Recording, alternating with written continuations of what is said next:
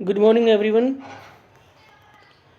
In last lecture, we have discussed about the brief introduction about lysosome, its discovery and definition, occurrence, shape, size, and number of lysosomes found in various types of the cells.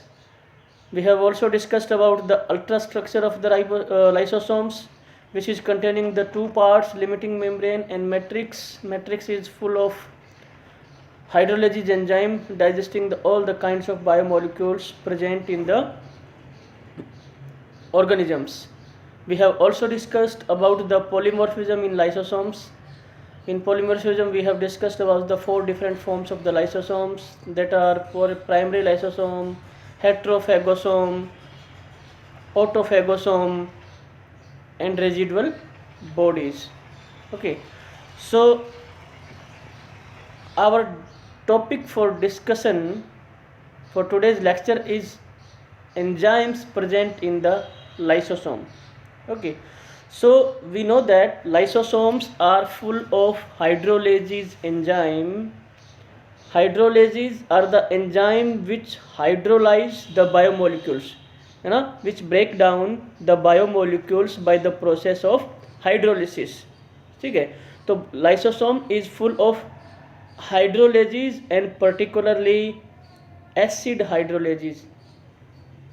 Okay, because the pH of the lysosome is acidic, that is equal to 5, so the enzymes present in the lysosome are acting on low pH. So we can say that the hydrolases enzymes present in lysosome are basically acidic hydrolases enzyme. Now, one specific enzyme present in lysosome is acid phosphatase. This is a type of enzyme which digests the molecules containing the phosphate group.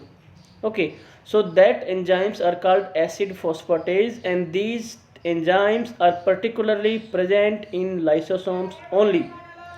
So if this enzyme is present somewhere, it means lysosome must be present there. So acid phosphatase enzymes present in lysosome are acting as a biomarker.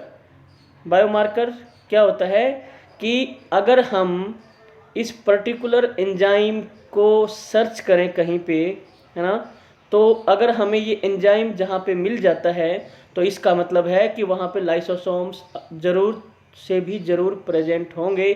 So this enzyme is acting as a biomarker for lysosome.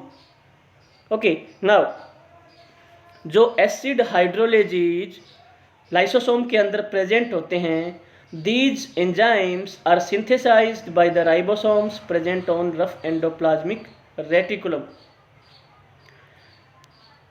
After synthesized in the ribosomes of RER, their post-translational modification occur in the endoplasmic reticulum, and these enzymes are transported to the Golgi complex and from Golgi complex to the primary lysosome after subsequent modification in the proteins.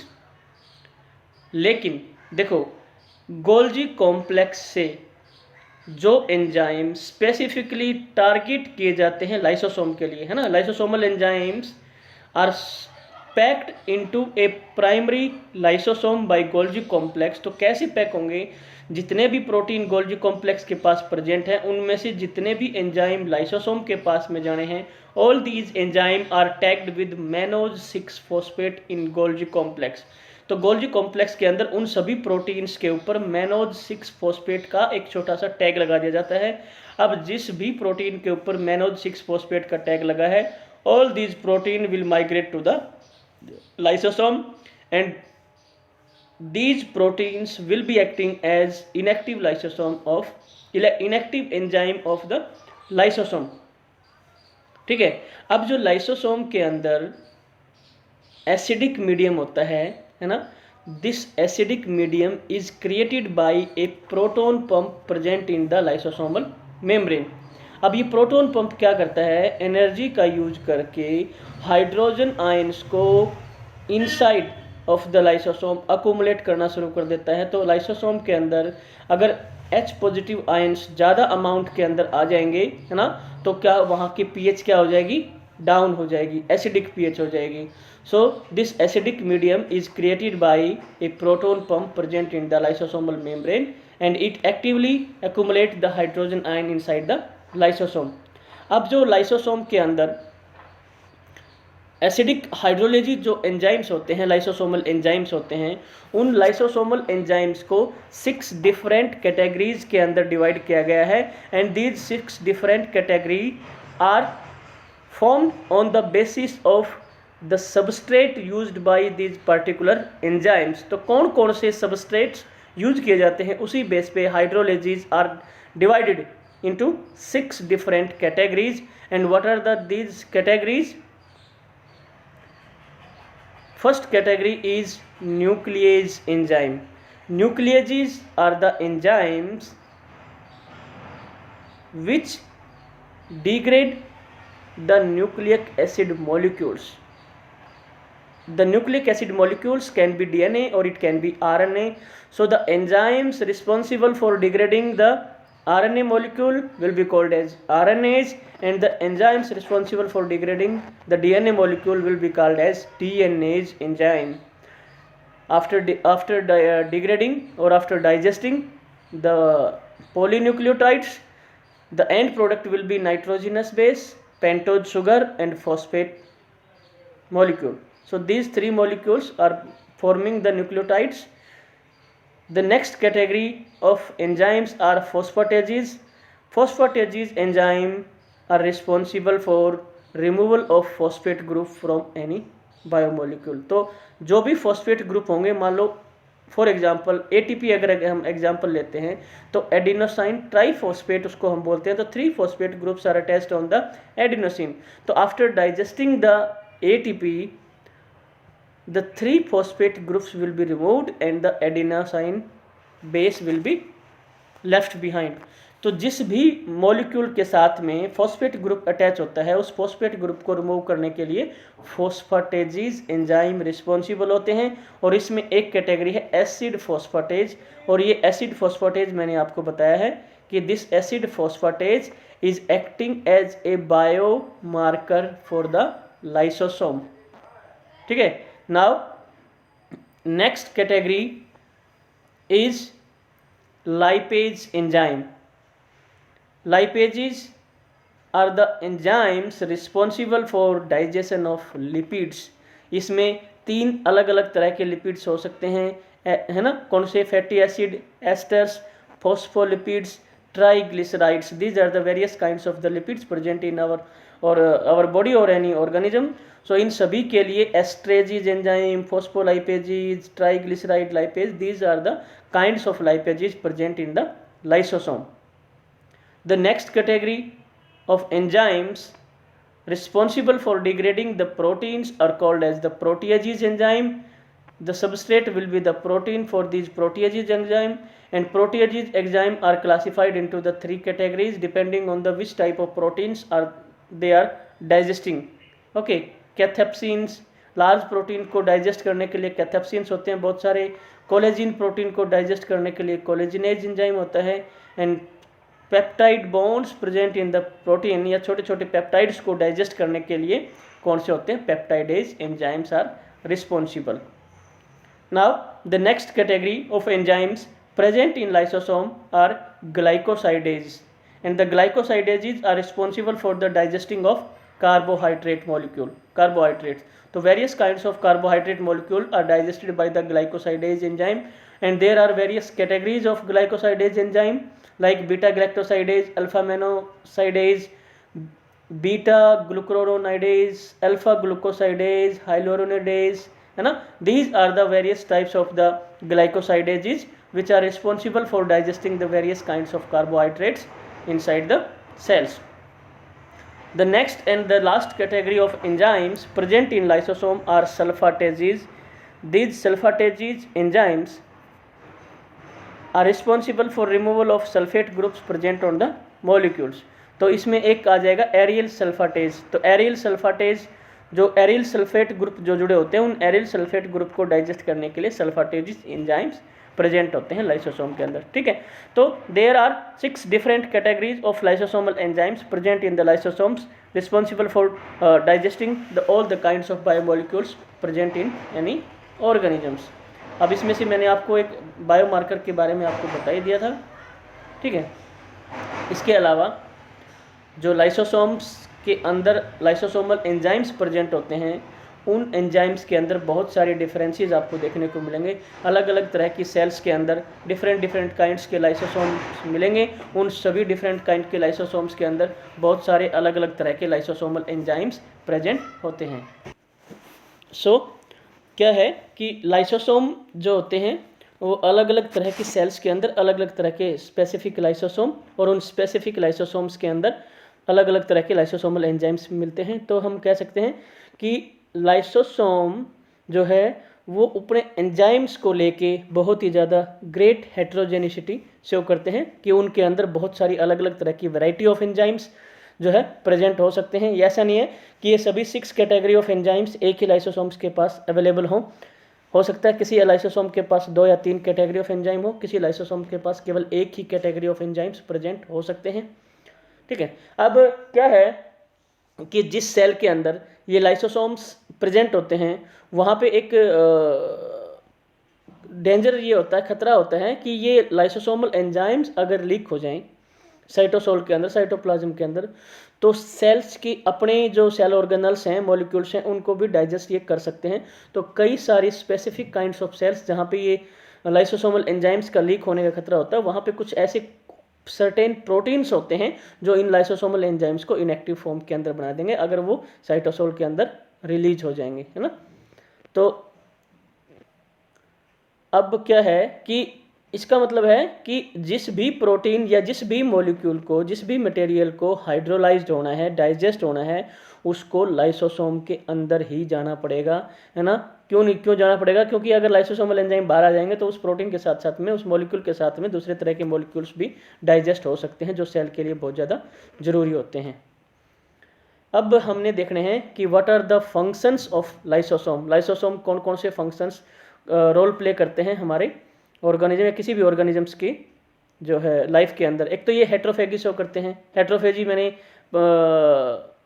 Lysosomes की polymorphism में बताया था, हेट्रोफेगस lysosome. उसमें क्या होता है कि जो प्राइमरी लाइसोसोम होते हैं, उस प्राइमरी लाइसोसोम के साथ में फैगोसाइटिक वेसिकल्स उसके साथ में फ्यूज हो जाती हैं। तो primary lysosome is fused with the heterophagocytic vesicles, और phagocytic vesicles that can be pinosome और फेगोसोम, है ना। पाइनोसोम कौन सी वेसिकल होती है? जिसके अंदर लार्ज लिपिड की ड्रॉपलेट या लार्ज लिक्विड ड्रॉपलेट को अगर एंडोसाइटोसिस किया जाता है तो जो वेसिकल बनेगी, रिजल्टिंग वेसिकल बनेगी, उसको पाइनोसोम बोलेंगे। अगर large solid food particle, solid food material को एंडोसाइटोसिस किया जाता है तो उसके द्वारा जो वेसिकल बनती है उसको फेगोसोम हमने बोला था, है ना। दोनों तरह की वेसिकल्स को हम एंडोसोम नाम देते हैं because these are the vesicles formed by the process of endocytosis. Primary lysosome के साथ में जब एंडोसोम वेसिकल जुड़ जाएगा तो उसको हम हेट्रोफेगोसोम बोलेंगे।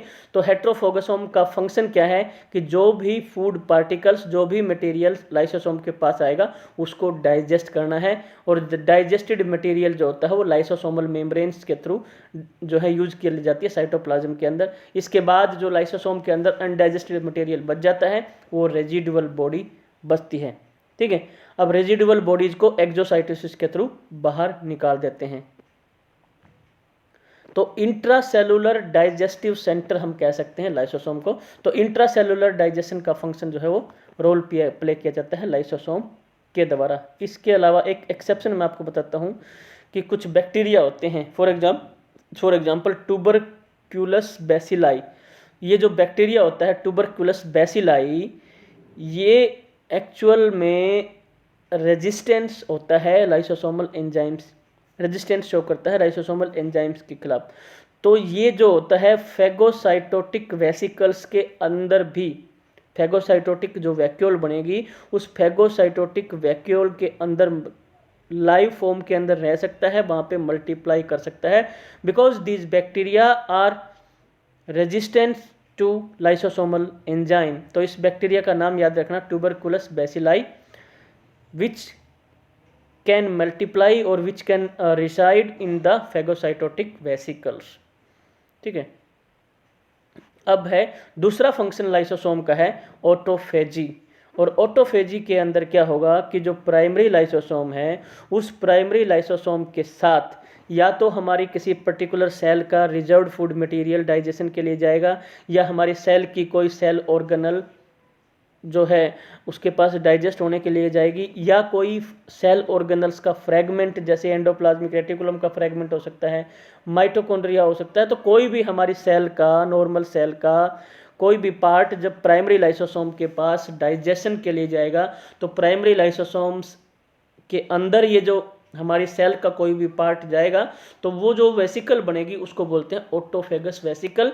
और ऑटोफेजी जो होता है उसमें क्या है कि हमारी स्टारवेशन कंडीशन के अंदर हमारे रिजर्व्ड फूड मटेरियल को डाइजेस्ट करता है। इसके अलावा कोई पैथोलॉजिकल कंडीशन हो जाती है, कोई ऐसी कंडीशन हो जाती है जिसकी वजह से सेल के अंदर कोई डैमेज हो जाता है, कोई पार्ट डैमेज हो जाता है, या कोई पर्टिकुलर सेल ऑर्गेनल्स डैमेज हो जाती है, उस डैमेज्ड पार्ट को प्राइमरी लाइसोसोम जो है उसको डाइजेस्ट कर देगा through the forming of autophagous vesicle. इसको ऑटो डाइजेशन भी बोल देते हैं क्योंकि हमारी सेल का ही पार्ट को जो है वो डाइजेस्ट किया जाता है ना। तो एंडोजेनियस मटेरियल का डाइजेशन इसके अंदर किया जाता है ऑटोफेजी के अंदर।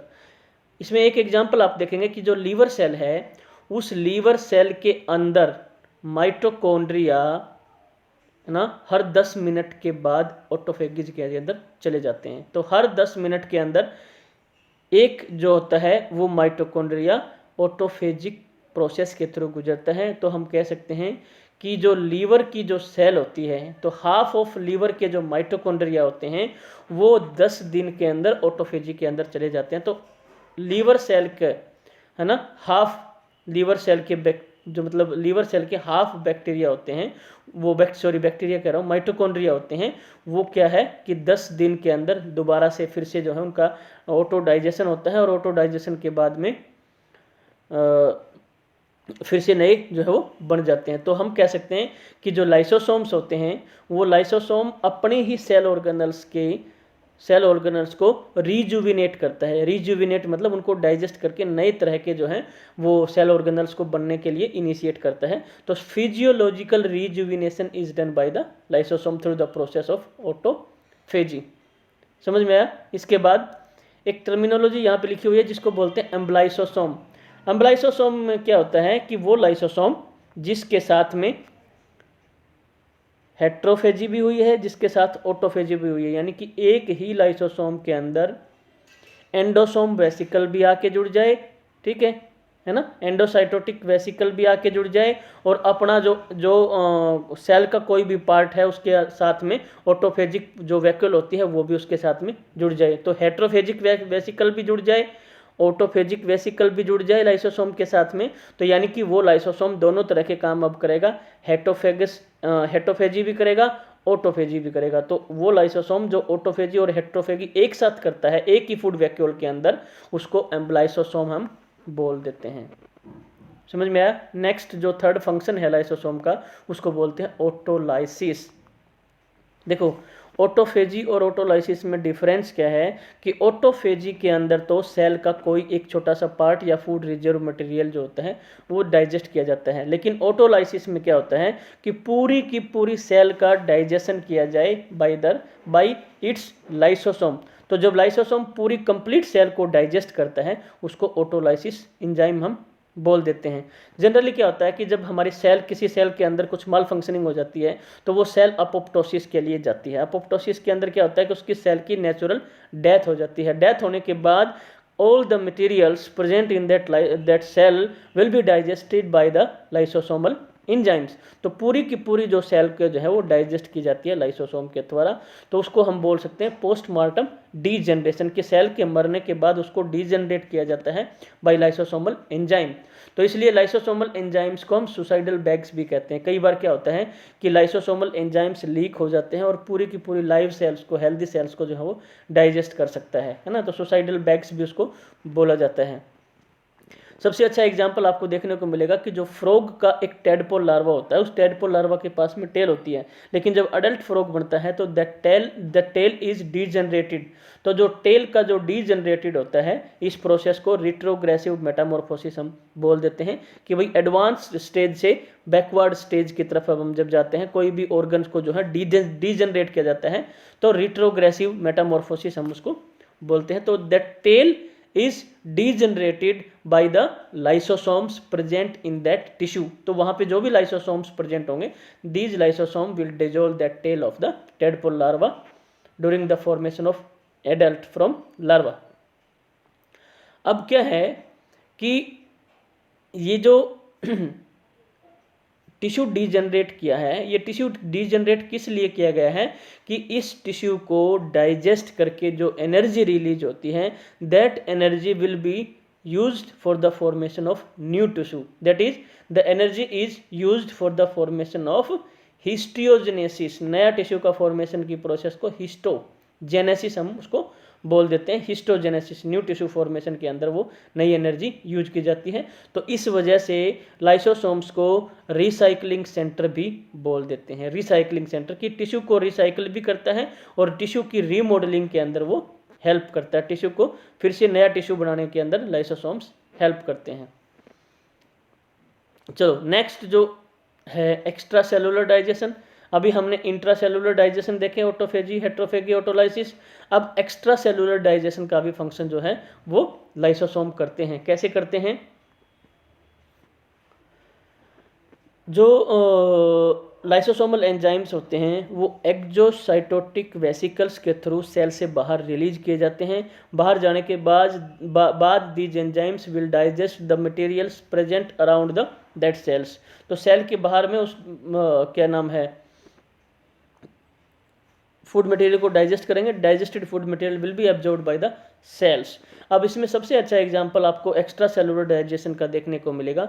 जो एक्रोसोम प्रेजेंट होता है स्पर्म के हेड पे ऊपर, है ना, उस एक्रोसोम के पास हाइलोनोरिडेज एक एंजाइम प्रेजेंट होता है, लाइटिक एंजाइम, जो क्या करता है, एग के एनवेलप को डाइजेस्ट करता है फॉर द स्पर्म एंट्री, है ना। तो स्पर्म की एंट्री के लिए जो हाइलोनोरिडेज एंजाइम जो प्रेजेंट होता है वो एक लाइसोसोमल एंजाइम है ना। उसमें देखना आप, जो कार्बोहाइड्रेट को डाइजेस्ट करने वाले एंजाइम थे उसमें हाइलोनोरिडेज एंजाइम भी एक कैटेगरी थी। तो ये एंजाइम जो है एग्स के मेम्ब्रेन एनवेलप को डाइजेस्ट कर देता है, तो स्पर्म की एंट्री हो जाती है और फर्टिलाइजेशन के अंदर वो हेल्प करता है। एक और एग्जांपल आपको देखने को मिलेगा, ऑस्टियोक्लास्ट सेल्स होती हैं। बोन की दो तरह की सेल मैंने बताई थी, osteoclast and osteoblast. Osteoclast cells are responsible for the dissolution of the bone and osteoblast cells are responsible for the deposition of calcium on the bone। तो osteoclast cell के अंदर जो लाइसोसोम्स होते हैं वो लाइसोसोमल एंजाइम्स बोन को dissolve करते हैं और कैल्शियम आयंस को जो है ब्लड के अंदर इंक्रीज कर देते हैं। इसके अलावा नेक्स्ट फंक्शन जो है वो लाइसोसोमल एंजाइम्स का, वो अपना रोल प्ले करते हैं कहाँ पे, इंट्रा यूटेराइन डिवाइसेस के अंदर। तो कॉन्ट्रासेप्शन, है ना, इन कॉन्ट्रासेप्शन के अंदर भी जो है वो यूज होता है लाइसोसोमल एंजाइम्स। क्या करते हैं ये लाइसोसोमल एंजाइम्स, जो एंडोमेट्रियल लेयर होती है यूट्रस के अंदर, जहाँ पे ब्लास्टोसिस्ट इम्प्लांट होता है ना, जहाँ पे वो ब्लास्टोसिस्ट इम्प्लांट होगा और प्रेगनेंसी जो है वो इनिशिएट हो जाएगी। तो क्या करेंगे कि वो लाइसोसोमल एंजाइम्स एंडोमेटेरियल सेल्स, जो एंडोमेटेरियल एपिथेलियल सेल्स होते हैं, उन एंडोमेटेरियल सेल्स के अंदर वो लाइसोसोम्स होते हैं, है ना। तो ये आईयूडी जो प्रेजेंट होते हैं, इंट्रा यूटेराइन डिवाइस, ये क्या करेंगे कि उन एंडोमेटेरियल सेल्स को इनिशिएट करेंगे, है ना।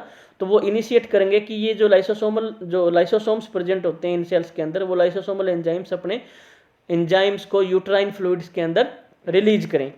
तो जब ये एंडोमेटेरियल सेल्स के लाइसोसोम जब अपने एंजाइम्स एंडोमेटेरियल फ्लूइड के अंदर रिलीज कर देंगे, तो जो ब्लास्टोसिस्ट था, उस ब्लास्टोसिस्ट जो एंडोमेटेरियम के ऊपर इम्प्लांट होना था, उसको चिपकना था, तो ये लाइसोसोमल एंजाइम्स उसको अटैच नहीं होने देंगे, उसको वहाँ से जो है रिमूव कर देंगे, है ना। क्योंकि उनके बीच में जो कनेक्शन बनना था एंडोमेट्रियम के, that connection will be dissolved by the lysosomal enzymes. तो कॉन्ट्रासेप्शन को प्रिवेंट करते हैं, प्रेगनेंसी को अवॉइड करने में लाइसोसोम्स का रोल होता है इंट्रायूटेराइन डिवाइसेस जो यूज किए जाते हैं उनके अंदर। अब जो लाइसोसोम होता है वो सेल डिवीजन को भी इनिशिएट करता है। सेल डिवीजन को कैसे इनिशिएट करता है कि सेल डिवीजन को जो रोक के रखते हैं, कुछ ऐसे रिप्रेसर मॉलिक्यूल्स होते हैं जो किसी पर्टिकुलर सेल्स के सेल डिवीजन को स्टॉप करके रखते हैं, चेक करके रखते हैं, भाई अभी इसका डिवीजन नहीं होना है। लाइसोसोमल एंजाइम्स उन रिप्रेसर मॉलिक्यूल्स को डाइजेस्ट कर देंगे। अब जब रिप्रेसर मॉलिक्यूल्स डाइजेस्ट हो गए तो सेल डिवीजन ऑटोमेटिक इनिशिएट हो जाएगी उस तरह की सेल्स के अंदर। तो सेल डिवीजन को भी इनिशिएट करने में हेल्प करते हैं, ठीक है। इसके अलावा WBC के एक स्पेशल टाइप की WBC होती है जिसको न्यूट्रोफिल्स बोलते हैं, है ना। 3 तरह की आपको पता है, ग्रेनुलोसाइट्स, ए ग्रेनुलोसाइट्स, है ना। तो उसमें से आप लोग पढ़ना इस चीज़ को, उसमें से एक स्पेसिफिक टाइप की WBC होती है जिसको न्यूट्रोफिल्स बोलते हैं। न्यूट्रोफिल्स का जो नेचर होता है वो फेगोसाइटिक नेचर होता है, and that phagocytic nature of neutrophils is provided by the lysosomes present in that neutrophils. जो वायरस है, जो बैक्टीरिया है ना, वो एंगल्फ कर लिए जाएंगे फेगोसाइटिक सेल्स के द्वारा, और एंगल्फ करने के बाद लाइसोसोम उन बैक्टीरिया और वायरस को डैमेज कर देगा, डाइजेस्ट कर देगा। तो ये नेचुरल डिफेंस प्रोवाइड कराते हैं अगेंस्ट द पैथोजेंस। इसलिए जो लाइसोसोम्स को कई बार क्या करते हैं, न्यूट्रोफिल्स को हम सोल्जर्स ऑफ द बॉडी बोलते हैं, न्यूट्रोफिल्स। तो न्यूट्रोफिल्स के अंदर एक्चुअल में काम कौन करता है, lysosomes present in the neutrophils. तो नेचुरल डिफेंस जो है वो प्रोवाइड किए जाती है बाय द लाइसोसोम्स। इसके अलावा जो लाइसोसोम्स होते हैं वो कार्टिलेज को डाइजेस्ट करके बोन फॉर्मेशन के अंदर हेल्प करते हैं। तो जो कार्टिलेजिनस बोन्स होती हैं, उन कार्टिलेजिनस बोन्स से जो है वो चेंज कराते हैं, कार्टिलेजिन को बोन्स के अंदर कन्वर्ट करने में लाइसोसोम्स का रोल होता है, क्योंकि ये कार्टिलेज को डाइजेस्ट करके वो बोन फॉर्मेशन में हेल्प करते हैं। कैथेप्सिन डी एंजाइम होता है जो लाइसोसोम के पास प्रेजेंट होता है, वो रिस्पॉन्सिबल होता है for the formation of bones, ठीक है। अब लाइसोसोम्स की कुछ डिजीज हैं, है ना, वो डिजीज किस वजह से हो सकती हैं कि कुछ स्टोरेज डिजीज होती हैं, कुछ हाइपो एक्टिविटी या hyper activity of lysosome. Hypo activity and hyper activity क्या होती है लाइसोसोमल एंजाइम्स की, कि जो लाइसोसोम्स के एंजाइम्स है ना, एक तो क्या है कि वो लीक हो जाएं, स्टोरेज डिवाइस तो लीक होने की वजह से वो हमारे टिश्यू को जो है नुकसान पहुंचाएंगे, तो भी कोई एक ऐसी पैथोलॉजिकल कंडीशन डेवलप हो सकती है।